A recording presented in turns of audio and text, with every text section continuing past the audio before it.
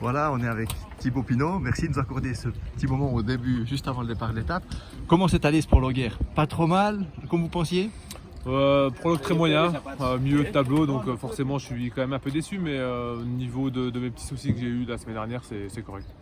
Bon, vous avez un super triptyque autour de chez vous, hein, le Grand Besançon, le Tour du Doubs, etc.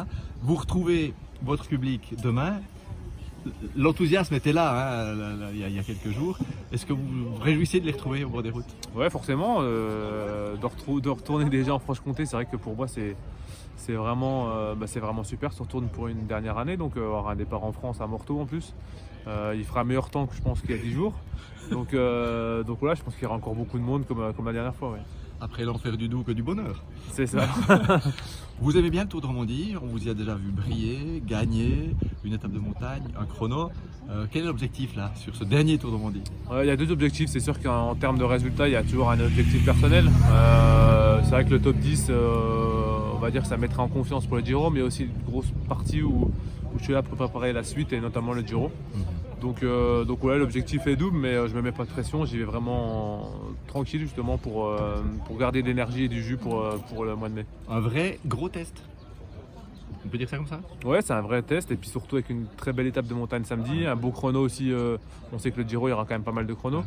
Donc voilà, vendredi, samedi, c'est vraiment deux tests importants pour moi. Un top 10, ça manque confiance en le Giro, ce serait quand même l'idéal. Ouais, ça serait idéal et ça serait vraiment l'idéal. Surtout que voilà, c'est quand même, il n'y a qu'une étape de montagne, il y a deux chronos, donc forcément pour les grimpeurs, c'est juste, mais voilà, c'est l'objectif. Ouais.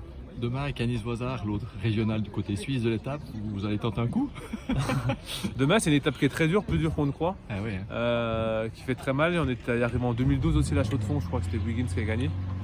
Et, la dernière fois, c'est Roglic. Ah oui, voilà, ouais. Donc voilà, c'est quand même à chaque fois quand même des vainqueurs qui gagnent souvent le Romandie après, je pense. Donc demain, c'est important. Ouais. L'étape des horlogers bientôt sur le Tour de France. Bah, j'espère, ouais. Je pense que de toute façon, c'est des parcours intéressants pour le Tour de France. Et je pense qu'ils ont, même l'an dernier sur Lausanne, ils ont bien aimé. Ouais. J'avais encore une question qui m'a échappé, mais je vais vous la poser quand même si elle me revient. Le Tour de France. Les autres gros candidats sur ce Tour de Romandie, ceux que vous allez surveiller de près.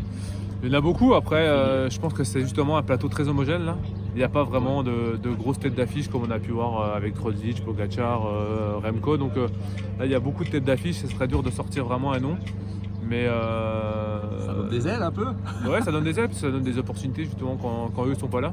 Et je pense que c'est pour ça qu'il y a beaucoup de coureurs motivés. Mais sortir un nom aujourd'hui, c'est difficile. On se voit sur la ligne pour une jolie photo. Ça marche. À tout à l'heure, merci. Merci.